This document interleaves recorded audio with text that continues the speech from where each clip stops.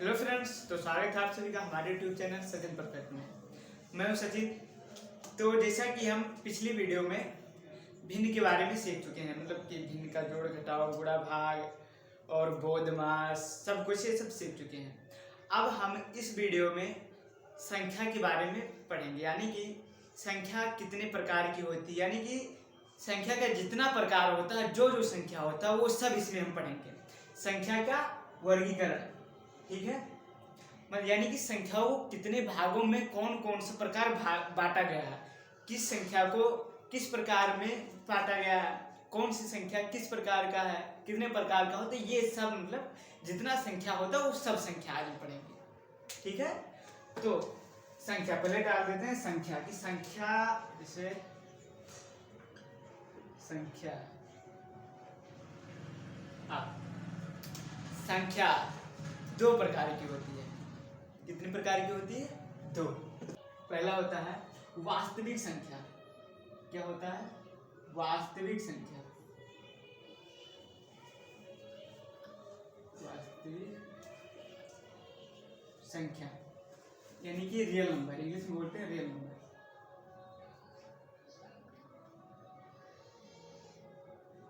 ठीक है, और दूसरा जो होता है अवास्तविक संख्या या काल्पनिक संख्या। काल्पनिक संख्या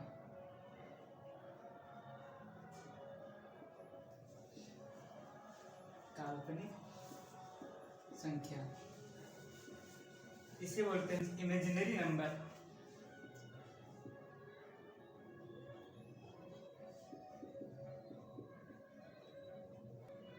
ठीक है, अब हम जानेंगे कि वास्तविक संख्या क्या होती है और काल्पनिक संख्या क्या होती है। तो वास्तविक संख्या वह संख्या जो वास्तव में होती है, जो दुनिया में संख्या होती है वास्तव में होती है, वो होती है वास्तविक संख्या। जैसे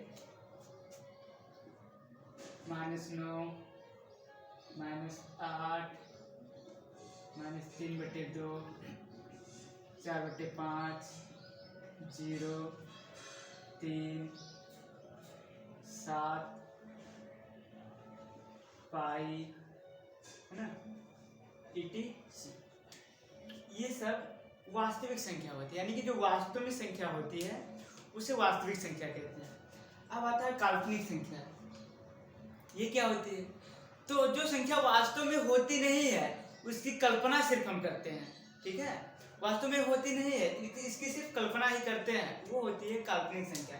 जैसे कोई संख्या लिखा, जैसे -√2, √-5,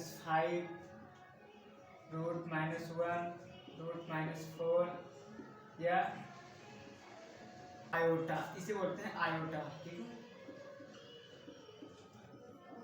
ठीक है, ये आयोटा बराबर √-1। तो ये होता है काल्पनिक संख्या। अब जैसे रूट के अंदर अगर कोई भी संख्या माइनस में है, वास्तव में ऐसा होता नहीं है, ऐसा सिर्फ कल्पना ही करते हैं। ठीक है, तो होती है वास्तविक संख्या। जैसे मान लेते हैं 4, -4 का अगर हम निकालेंगे, वर्गमूल निकालेंगे, तो जैसे +4 का कैसे निकालते हैं, जैसे देखिए +4 का निकालना होता है तो 2 पूरे 2 यानी कि 2² हो गया ना। अब यहाँ रूट हट जाता है, इसका मतलब इसका हो गया, इसका +4 का वर्गमूल 2 हुआ। अब -4 का निकालना है, जैसे देखिए -4। अब इसे कैसे निकालेंगे? देखिए यहाँ उस संख्या से उतनी बार गुणा करें हैं कि 4 आ गया है। ठीक है, यह हम वर्गमूल आगे आपको बताएंगे, फिर अच्छे से समझ में आएगा। अब यहाँ देखिए -4 है, तो यहाँ कैसे करेंगे? -2 गुणे -2 बराबर +4। -4 तो नहीं आया ना, यानी कि ऐसा हो ही नहीं सकता। एक ही संख्या से, जैसे 2 है, 2² है ना, तो इसका 2 बार इससे गुणा किया जाए तो इसका एक संख्या जो होता है यही वर्गमूल होता है। ठीक है, तो यहाँ -2 गुणे -2, क्योंकि √-4 है, तो -2 गुणे -2 यानी कि ये हो गया +4। असल में -4 आएगा ही नहीं। ठीक है, इसलिए ये होता है काल्पनिक संख्या। और अगर ऐसे करें जैसे देखिए -2 गुणे 2, तो ऐसा तो कर ही नहीं सकते ना, क्योंकि एक ही संख्या से हम गुणा कर सकते हैं। जैसे 2 है तो 2 गुणे 2 कर सकते हैं, ये ना कि 2 गुणे -2 कर सकते हैं, ऐसा नहीं हो सकता। ठीक है, इसीलिए देखिए अब ये हो जाएगा -4, लेकिन ऐसा हम कर ही नहीं सकते ना, तो इसीलिए ये होता है काल्पनिक संख्या, इनकी हम कल्पना सिर्फ कर सकते हैं, वास्तव में ये संख्या होती नहीं है। ठीक है, और यहाँ आई जो होता है ये आयोटा बोलते हैं, इसका मान होता है √-1। ठीक है, आई ऐसे आई स्क्वायर अगर रहता है तो ये हो जाता है, इसका मान होता है -1। ठीक है, तो ये होते हैं काल्पनिक संख्या और ये है वास्तविक संख्या। अब काल्पनिक संख्या को ये खत्म करते हैं। अब इसका और प्रकार उसी की नहीं है, अब देखेंगे हम वास्तविक संख्या की। वास्तविक संख्या कितने प्रकार की होती है। ठीक है, तो इसे ही खत्म कर देते हैं। अब वास्तविक संख्या 2 प्रकार की होती है। कितने प्रकार की? 2। ये भी होती है 2। पहला परमेय संख्या और दूसरा अपरमेय संख्या। पहला परिमेय संख्या,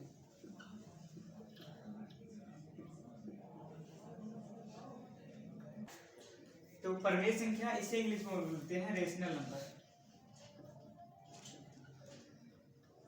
रेशनल नंबर,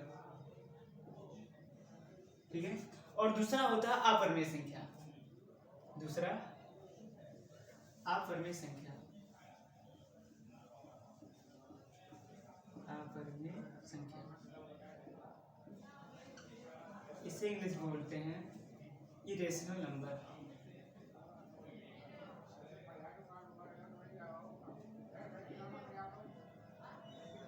रेशनल नंबर, ठीक है। अब परमेय संख्या क्या होती है और अपरमेय संख्या क्या होती है ये जानेंगे। देखिए संख्या 2 प्रकार की, वास्तविक संख्या, काल्पनिक संख्या। अब वास्तविक संख्या भी 2 प्रकार की होती है, परमेय संख्या और अपरमेय संख्या। अब परमेय संख्या क्या होती है, तो वह संख्या जो p/q फॉर्म में लिखा जा सके, जैसे p/q फॉर्म में लिखा जा सके, जहां p/q नॉट इक्वल टू 0, यानी कि q की वैल्यू 0 ना हो और वो दोनों संख्या पूर्णांक हो। ठीक है, यानी कि जो संख्या p/q फॉर्म में लिखा जा सके और q is not equal to 0 हो, यानी कि q की वैल्यू 0 ना हो, तो वो संख्या होती है परमेय संख्या। जैसे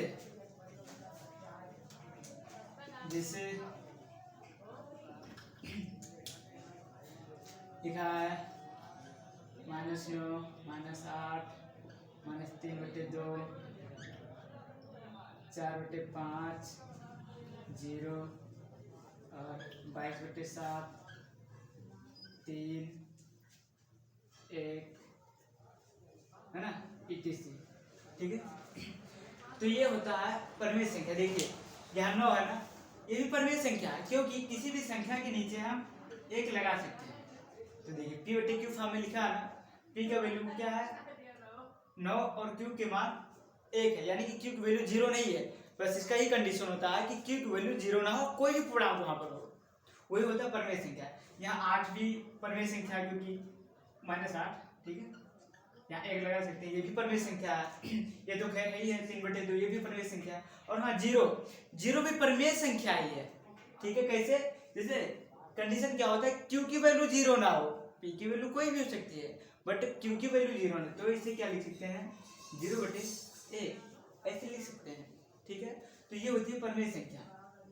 और 22/7 ये भी परमेय संख्या होती है। अब हम इसे और स्पेशल तरीके से और बढ़िया से बताएंगे कि पाई और 22/7 में क्या अंतर है। ये तो परमेय संख्या है, वास्तव में परमेय संख्या होती है, और पाई अपरमेय संख्या। ठीक है, 3 तो ये भी परमेय संख्या, 1 लगा सकते हैं, 1 तो 1 के नीचे तो 1 लगा सकते हैं। ठीक है, तो ये होती है परमेय संख्या। ठीक है, और हाँ q की वैल्यू 0 क्यों कैसे ना हो, जैसे कोई संख्या लिखा है q की वैल्यू 0 है, अतः ये परमेय संख्या नहीं है। ठीक है, क्योंकि इसे हम परिभाषित नहीं कर सकते हैं, यानी कि किसी भी संख्या में हम 0 से भाग नहीं किया जा सकता, ये अपरिभाषित है। ठीक है, ये जो है अपरिभाषित है, इसीलिए किसी भी परमेय संख्या के q का वैल्यू 0 नहीं होना चाहिए। ठीक है, ये समझ में आ गया कि जीरो भी परमेय संख्या है। ये सब परमेय संख्या, कोई संख्या पूर्णांक लिखा है उसके नीचे कुछ नहीं लगा है तब भी वो परमेय संख्या है, क्योंकि एक लगा सकते हैं। ठीक है, अब आता है अपरमेय संख्या। ये क्या होती है? तो इसे देखिए, यहाँ पूरा संख्या आ गया ना, तो आप लोग सोच रहे होंगे कि सब संख्या तो यही है ना, तो अपरमेय संख्या कौन है? इतने से यही सब संख्या होता है, अपरमेय संख्या कौन होता है? तो जैसे पाई जो होता है, पाई ये अपरमेय संख्या, इसका वैल्यू कितना होता है? 3.1459 डॉट डॉट डॉट इनफाइनाइट तक। ठीक है, इनफाइनाइट तक। अब देखिए पाई, और हाँ कोई संख्या अगर रूट में है, जैसे √2, √5, √7 या √6, कुछ भी, अगर उसका वर्गमूल निकालने पर वो पूर्णांक नहीं प्राप्त होता है, यानी कि जिसका पूरा पूरा वर्गमूल नहीं निकलता है, तो वो संख्या भी अपरमेय संख्या। जैसे अगर लिखा है √4, तो ये तो परमेय संख्या है, क्योंकि इसका वर्गमूल निकालेंगे तो 2 हो जाएगा, यानी कि इसका पूरा पूरा वर्गमूल निकल गया। ठीक है, इसीलिए परमेय संख्या है। और √2 लिखा है तो ये अपरमेय संख्या है, क्योंकि इसका पूरा पूरा वर्गमूल नहीं निकल सकता है, ये बढ़ते चला जाता है, कभी खत्म भी नहीं होता है। ठीक है, ना तो कटता है, ना दोहराता है, और ना ही खत्म होता है, इसीलिए ये अपरमेय संख्या है। जैसे मान लेते हैं लिखा है 1.001001000100001, तो ये भी अपरमेय संख्या है, क्योंकि ये तो ना तो कहीं कटेगा और ना ही खत्म होगा और ना ही दोहराया जाएगा वो। ठीक है, ये बढ़ता ही चला जाएगा, इनफाइनाइट तक ऐसे चला जाएगा। ठीक है, कुछ पता नहीं कहाँ तक जाएगा ये, इसीलिए ये भी अपरमेय संख्या। और हाँ, जैसे अगर लिखा है 1.15 फिर 15 तो इसे लिख सकते हैं 1.15 ऐसे लगा सकते हैं। तो इन्हें भी हम p/q फॉर्म में लिख सकते हैं। ठीक है, जैसे ये हो जाएगा 1.5। अब ये एक के नीचे एक लगा, 0 दशमलव के नीचे एक लगा, 0 बना दिए, दशमलव हट गया ना, तो इन्हें हम p/q फॉर्म में लिख दिए, इसीलिए ये परमेय संख्या हो गया। लेकिन ये जो है इन्हें हम नहीं लिख सकते p/q फॉर्म में। ठीक है, इसीलिए ये अपरमेय संख्या है। और रूट में अगर कोई संख्या है और अगर उसका वर्गमूल हम पूरा पूरा नहीं निकाल सकते, जिस संख्या का पूरा पूरा वर्गमूल नहीं निकलता है, वो भी अपरमेय संख्या होता है। और पाई और 22/7, जैसे क्या होता है, पाई बराबर 22/7 है ना, पाई का मान 22/7 रख देते हैं। लेकिन यहाँ पाई जो है अपरमेय संख्या है और 22/7 परमेय संख्या। कैसे? तो वास्तव में 22/7 पाई का मान है ही नहीं, पाई का मान तो पता ही नहीं कितना है ना, क्या पता, देखिए इनफाइनाइट तक गया ना, तो पाई की वैल्यू ये है, इसका कुछ पता ही नहीं कि कितना है, ये तो उसका लगभग मान है। पाई का 22/7 जो है ये उसका लगभग मान है, पाई का तो वास्तविक मान पता ही नहीं है कितना है वो, इसीलिए 22/7 परमेय संख्या है और पाई जो है अपरमेय संख्या है। ठीक है, अब परमेय संख्या अपरमेय संख्या हो गया। अब हम देखेंगे कि परमेय, यहाँ देखिए अपरमेय संख्या भी खत्म हो जाता है। अब परमेय संख्या के प्रकार, यानी कि परमेय संख्या कितने प्रकार की होती है। ठीक है, अब हम देखेंगे कि परमेय संख्या कितने प्रकार की होती है। ठीक है, अब परमेय संख्या ही खत्म हो गया, अब परमेय संख्या का प्रकार नहीं होता। अब परमेय संख्या कितने प्रकार का होता है, तो परमेय संख्या भी 2 प्रकार का होता है। कौन कौन सा? भिन्न और पूर्णांक। ठीक है, इसका भी 2 प्रकार होता है। पहला भिन्न, भिन्न यानी कि फ्रैक्शन,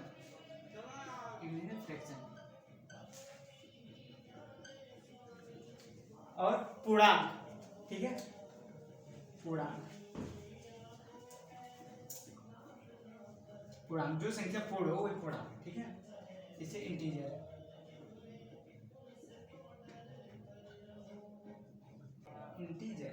ठीक है। अब लेकिन कि भिन्न कौन क्या होता है और पूर्णांक क्या होता है, भिन्न और पूर्णांक। ठीक है, तो वह संख्या होती है जो p/q फॉर्म में लिखा हो। ठीक है, जो संख्या p/q फॉर्म में लिखा हो, q की वैल्यू 0 ना हो, वो संख्या होती है भिन्न। ठीक है, जैसे 3/2, 4/5, -9/2, 7/3, -8/5। तो ये सब होता है भिन्न। देखिए, ये अंश होता है और नीचे वाला हर, ऊपर वाला अंश और नीचे वाला हर। जो अंश और हर के रूप में लिखा हो वो संख्या भिन्न होती है।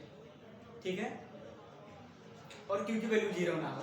और हाँ, ये निगेटिव और पॉजिटिव भी हो सकते हैं। निगेटिव संख्या, इसका भी 2 प्रकार होता है, निगेटिव और पॉजिटिव। ठीक है, धनात्मक भी होता है और ऋणात्मक भी। ठीक है, तो ये होता है भिन्न। देखिए, परिमेय संख्या के अब 2 प्रकार, भिन्न और पूर्णांक। अब देखेंगे कि पूर्णांक क्या होता है। तो परिमेय संख्या में भिन्न को छोड़कर, यानी कि जो बटे में लिखा है उन्हें छोड़कर सब संख्या पूर्णांक होती है। ठीक है, देखिए यहाँ परिमेय संख्या अगर p/q फॉर्म में लिखा जा सके तो परिमेय संख्या होती थी, और जो लिखा हो, पहले से लिखा हो p/q फॉर्म में, ठीक है, एक को छोड़ के, एक तो लगा सकते हैं, हटा भी सकते हैं। ठीक है, तो वो होते हैं भिन्न। एक के अलावा कोई दूसरा अंक नीचे हो तो वो भिन्न होता है। अब यहाँ देखिए, मान लेते हैं कुछ संख्या, जैसे एग्जाम्पल फॉर पूर्णांक का -9, -8, -7, 6, 0, 1, 2, 3, 4 इनफाइनाइट। ठीक है, तो ये संख्या पूर्णांक होती है, यानी कि जिनमें माइनस से 0 से लेकर प्लस तक कोई भी संख्या हो, यानी कि भिन्न को छोड़कर सब संख्या पूर्णांक होती है। -0 प्लस पूर्णांक में सब आ जाता है। ठीक है, तो वो संख्या होती है पूर्णांक, यानी कि इंटीजर।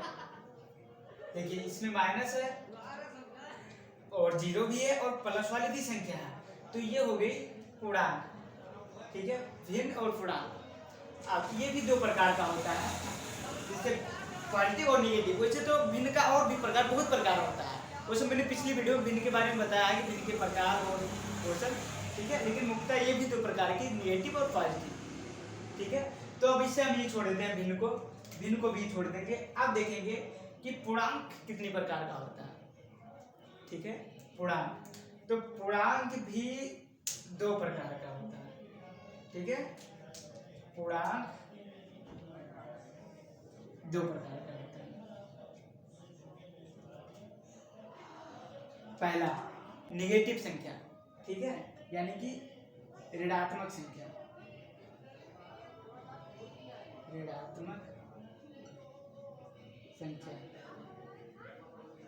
यानी कि निगेटिव नंबर। ठीक है, पूर्णांक 2 प्रकार का हो। पहला ऋणात्मक संख्या, यानी कि निगेटिव नंबर, और दूसरा पूर्ण संख्या। ठीक है, दूसरा पूर्ण संख्या। पूर्ण संख्या जो है ये पूर्णांक का ही पार्ट है। पूर्ण संख्या पूर्णांक का ही पार्ट है। पूर्ण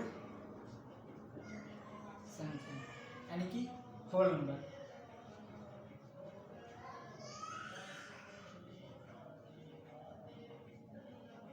होल नंबर।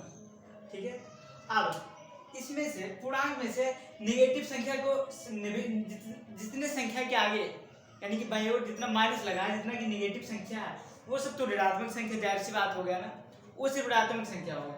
और 0 से लेकर जितना प्लस संख्या, 0 को लेकर जितनी संख्या है, माइनस को छोड़कर प्लस वाली जितनी संख्या है, वो सब पूर्ण संख्या हो गई। ठीक है, तो ऋणात्मक संख्या कौन कौन सी हुई, जैसे एग्जाम्पल इसमें क्या दिया है, -9, -8, -6 या कुछ भी, -13, -15, कुछ भी माइनस में कर दिया है, तो वो हो गया ऋणात्मक संख्या। ठीक है, ऋणात्मक संख्या भी पूर्णांक का ही पार्ट है, और पूर्ण संख्या भी पूर्णांक का ही पार्ट है। ठीक है, पूर्ण संख्या। अब पूर्ण संख्या क्या होती है, तो 0 से लेकर प्लस वाली संख्या, 0 से लेकर प्लस तक, प्लस वाली इनफाइनाइट तक, वो सब होती है पूर्ण संख्या। जैसे एग्जाम्पल जीरो को लेकर पूर्ण संख्या में जीरो होता है, ठीक है, 0 1 2 3 4 5 डॉट डॉट डॉट इनफाइनाइट, ठीक है।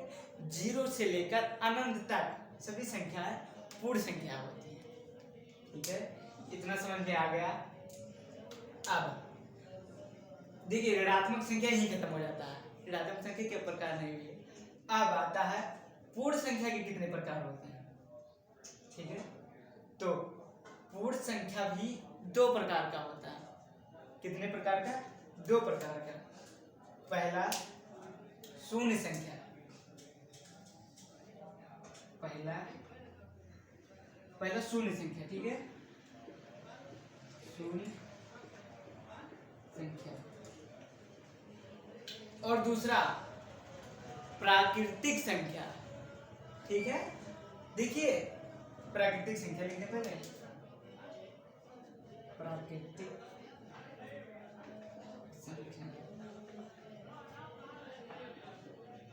प्राकृतिक संख्या। देखिए प्राकृतिक संख्या जो है वो पूर्ण संख्या का ही भाग है, ठीक है। प्राकृतिक संख्या पूर्ण संख्या का ही भाग है और पूर्ण जो है पूर्णांक का भाग है, ठीक है। तो शून्य संख्या में क्या आएगा वो तो सब लोग जानते होंगे, है ना, जीरो आएगा। शून्य संख्या में सिर्फ ही जीरो, ठीक है, यानी कि शून्य। अब प्राकृतिक संख्या में जीरो को छोड़कर, प्लस वाले को लेकर जीरो को छोड़कर इसमें 1 2 3 4 यानी कि जहां से हम गिनती शुरू करते हैं वही होता है प्राकृतिक संख्या। जैसे गिनती कहाँ से शुरू करते हैं, कुछ भी गिनना होता है जीरो उसमें थोड़ी लेते हैं, एक से शुरू करते हैं ना, यानी कि जहां से शुरू करते हैं और अनंत तक वो होता है प्राकृतिक संख्या। तो ये हो गया 1 2 3 4 5 6 डॉट डॉट डॉट इनफाइनाइट, ठीक है। यानी कि प्राकृतिक संख्या जो है वो पूर्ण संख्या का ही भाग। देखिए इसमें अंतर मैं आपको बता दूं क्या है। देखिए प्राकृतिक संख्या जो है वो 1 से स्टार्ट होती है, पूर्ण संख्या जो है वो 0 से स्टार्ट होती है। देखिए पूर्ण संख्या 0 थी ना, 0 से था, अब इसे दो पार्ट में बांटा गया, शून्य संख्या और प्राकृतिक संख्या। शून्य को अलग कर दिया, प्राकृतिक संख्या को अलग कर दिया, यानी कि 1 से शुरू कर दिया गया। अब पूर्णांक जो होता है, पूर्णांक में क्या होता है, इसमें माइनस भी होता है और पूर्ण में 0 से होता है। जैसे देखिए पूर्ण में माइनस वाला हट गया, पूर्ण संख्या में माइनस वाला संख्या हट गया, 0 से शुरू हुआ, तो ये पूर्ण संख्या हुआ। और ये माइनस वाला जो है इसे अलग कर देगा, दूसरा पार्ट बना दिया गया ऋणात्मक संख्या, नेगेटिव नंबर, ठीक है। पूर्णांक में देखिए और पूर्ण में क्या अंतर है, पूर्णांक में माइनस वाला संख्या और प्लस वाला संख्या और 0 ये तीनों आता है, और पूर्ण संख्या में 0 से लेकर 1 2 3 4 5 अनंत तक ये पूर्ण संख्या होता है, यानी कि 0 अगर है तो पूर्ण संख्या है, अगर 0 नहीं है, 0 के बाद वाले से स्टार्ट है तो वो प्राकृतिक संख्या है, ठीक है। तो ये था संख्याओं का वर्गीकरण। तो अब लोग आप लोग तो समझते होंगे कि सब संख्या का वर्गीकरण हो गया, और अभी हम लोग जो सोच रहे हैं वो तो आया ही नहीं, कौन सी, सम संख्या, विषम संख्या, भाज्य संख्या, अभाज्य संख्या, ठीक है। तो अब हम उन्हें देखेंगे, उस संख्या के कुछ अन्य प्रकार हैं, ठीक है। अब उन्हें देखेंगे कौन सी सम संख्या और विषम, सम और भाज्य, अभाज्य, ठीक है। तो संख्याओं का वर्गीकरण हो गया ना। देखिए उसमें ये नहीं आया सम, विषम और भाज्य, भाज्य, तो ये कुछ अन्य प्रकार हैं उनके, ठीक है, उनका वर्गीकरण वहीं तक हो जाता है। अब जैसे ये थोड़ा कंफ्यूजन में रहता है जो सम विषम, और जैसे देखिए पूर्ण में भी आ जाता है, प्राकृतिक में भी आ जाता है, और पूर्णांक भी रहता है, तो इसीलिए उनमें वर्गीकरण नहीं किया गया, इनका अलग से प्रकार बनाया गया, ठीक है। तो पहला क्या होता है, पहला सम संख्या, ठीक है, सम संख्या,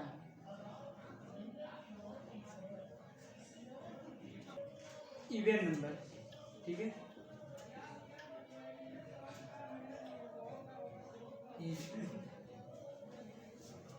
इवन नंबर, ठीक है, इंग्लिश में बोलते हैं इवन नंबर, सम संख्या। दूसरा, अब देखिए सम संख्या क्या होती है, तो जो संख्या 2 से पूर्णतः विभाजित हो जाए, जो संख्या है 2 से पूर्णतः विभाजित हो यानी कि पूरा पूरा कट जाए, वो संख्या होती है सम संख्या। जैसे एग्जाम्पल इसका हो गया 2, 4, 6, 8, 10 इनफाइनाइट। ठीक है, जो संख्या 2 से पूर्णतः विभाजित हो जाते हैं, लेकिन जिसे इसमें शेषफल नहीं बनता, ठीक है, पूर्णतः 2 से विभाजित हो जाती है, वो संख्या होती है सम संख्या। ठीक है, अब आता है विषम संख्या। ठीक है, दूसरा क्या होता है विषम संख्या। विषम संख्या ओड नंबर, इसे क्या बोलते हैं ओड नंबर, इंग्लिश में ओड नंबर।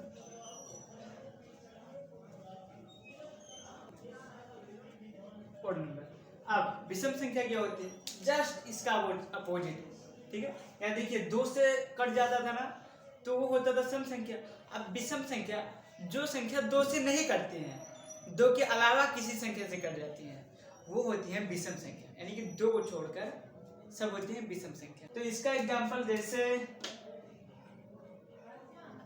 1, 3, 5, 7, 9, 11, 13 इनफाइनाइट। ठीक है, देखिए इनमें से कोई संख्या 2 से नहीं कटेगी, तो जो संख्या 2 से नहीं कटती है वो संख्या होती है विषम संख्या।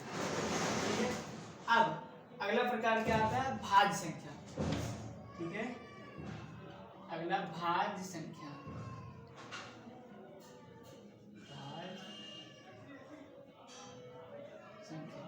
भाज्य संख्या, इससे इंग्लिश बोलते हैं composite number. Composite number, composite number. ठीक है, ये भाज्य संख्या क्या होती है, तो जो संख्या एक तथा स्वयं और किसी अन्य संख्या से कट जाए, यानी कि एक से कटे और स्वयं से भी कटे और किसी अन्य संख्या से भी कटे, वो संख्या होती है भाज्य संख्या। यानी कि एक से विभाजित हो और स्वयं से विभाजित हो और किसी अन्य संख्या से भी विभाजित हो जाए, वो होती है भाज्य संख्या। जैसे एग्जाम्पल फार ले लेते हैं, देखिए 4, 6, 10, 12, 15। देखिए ये स्वयं से तो कटेगा ही और एक से भी कटेगा और अन्य संख्या से भी कटेगा। जैसे देखिए 4 से तो कटेगा, जैसे देखिए 4 है ना, तो 4 से तो कट जाएगा, 4 एकम 4 है ना। अब एक से भी कट जाएगा, जैसे देखिए 1 तो 4 है ना।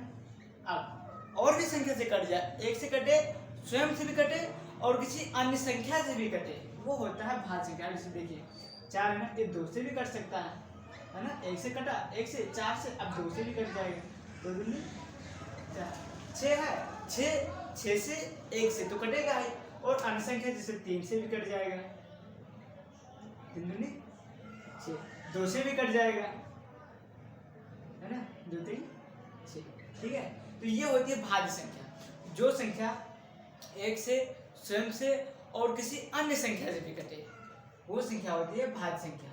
ठीक है, अब आता है अभाज्य संख्या। यानी कि अभाज्य संख्या क्या होता है, चौथा अभाज्य संख्या। अभाज्य संख्या यानी कि primary number, prime number, prime number, prime number. अब अभाज्य संख्या क्या होती है, तो वह संख्या है जो एक और स्वयं से कटे और किसी अन्य संख्या से न कटे, वो होती है अभाज्य संख्या। ठीक है, जो एक से कटे और स्वयं से कटे और किसी अन्य संख्या से न कटे, वो संख्या होती है अभाज्य संख्या। ठीक है, तो जैसे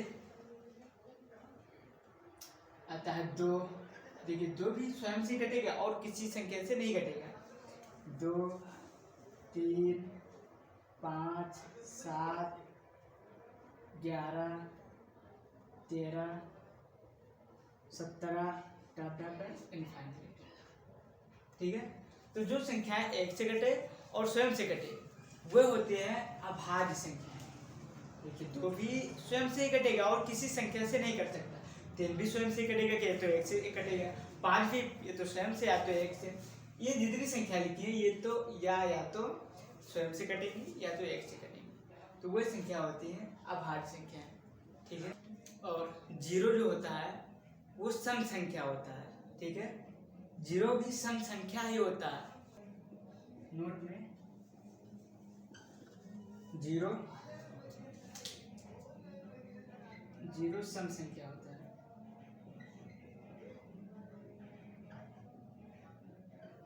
सम संख्या होता है, ठीक है।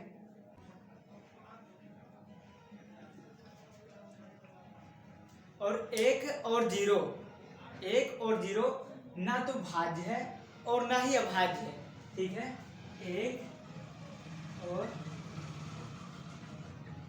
0 ना तो भाज्य है और ना ही अभाज्य, ठीक है।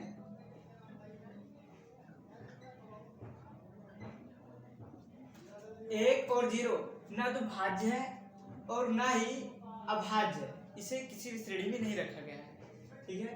तो आप लोग सोच रहे होंगे कि 0 जो है सम संख्या कैसे है। तो सम संख्या क्या होता है कि जो 2 से पूर्णतः विभाजित होता है।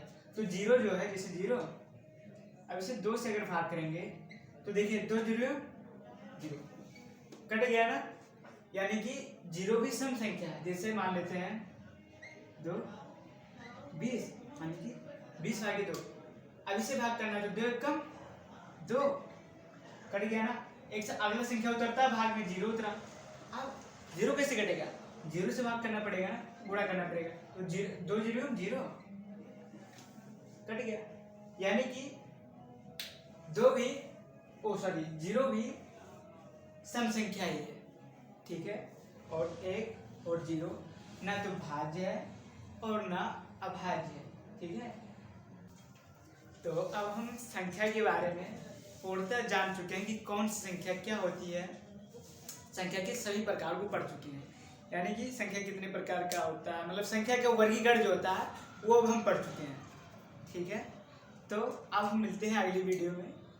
तो अगर हमारा वीडियो पसंद आया हो तो लाइक कीजिए, कमेंट कीजिए और ज़्यादा से ज़्यादा शेयर कीजिए और हमारे चैनल को सब्सक्राइब कर लीजिए और बेल आइकन को दबा दीजिए ताकि आने वाला हमारा अगला वीडियो आप तक पहुंच सके। धन्यवाद।